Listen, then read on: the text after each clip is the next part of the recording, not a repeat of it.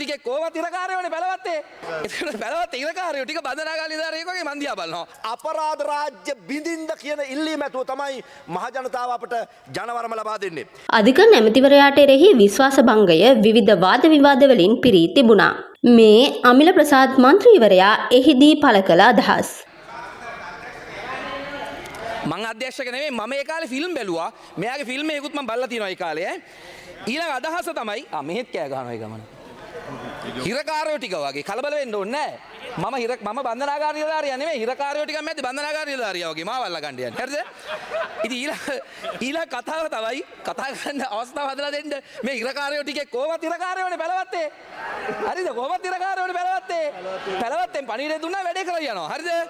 ඒකට බලවත් හිරකාරයෝ ටික බන්ධනාගාර නිලධාරියෙක් වගේ මන් දිහා බලනවා. හරිද?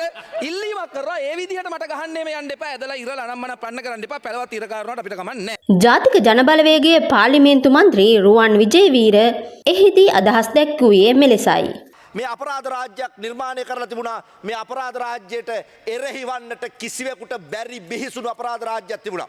ඒක නිසා 2024 ජනවරම 2024 අපිට ලැබිච්ච ජනවරම අපිට ලැබෙන්නම කරු නියෝජ්‍ය කාරක සභා සභාපතිතුමිය මේ තියෙන අපරාධ රාජ්‍යයට එරෙහිව මේ තියෙන අපරාධ රාජ්‍යයට එරෙහිව නැගී සිටින්න පුළුවන් එකම බලවේගය තමයි ජාතික ජන බලවේගය කියලා තමයි අපිට ජනවරම ලැබෙන්නේ. නීත්‍යානුකූල රාජ්‍යයක්, නීතියේ විධානය, නීතියේ ආධිපත්‍ය, අල්ලස දූෂණයෙන් තොර රාජ්‍යයක් නිර්මාණය කරන්න අපරාධ රාජ්‍ය බිඳින්ද කියන ඉල්ලීම ඇතුව තමයි මහ ජනතාව අපට ජනවරම ලබා දෙන්නේ.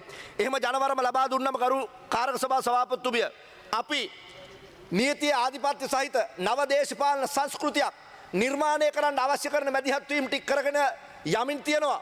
අධිකරණ අමාත්‍යවරයා විතරක් නෙමෙයි ජනාධිපතිවරයාගේ ඉඳලා සියලුම අමාත්‍යවරු, මන්ත්‍රීවරු, ප්‍රාදේශීය සභාවල මන්ත්‍රීවරු මේ අපිත් එක්ක එකතු වෙලා ඉන්න ප්‍රජාව සියලු දෙනා එකට එක බලමුළුවක් විදිහට එකතු කරගෙන නීතියේ විධානය, නීතියේ ආධිපත්‍ය විතරක් නෙවෙයි සියල්ලට ඉහළින් ඉන්නේ නීතියට යටින් සියලු දෙනා ඉන්නේ කියලා රාජ්‍යයක් නිර්මාණය කරමින් අපි කටයුතු කරමින් යනවා.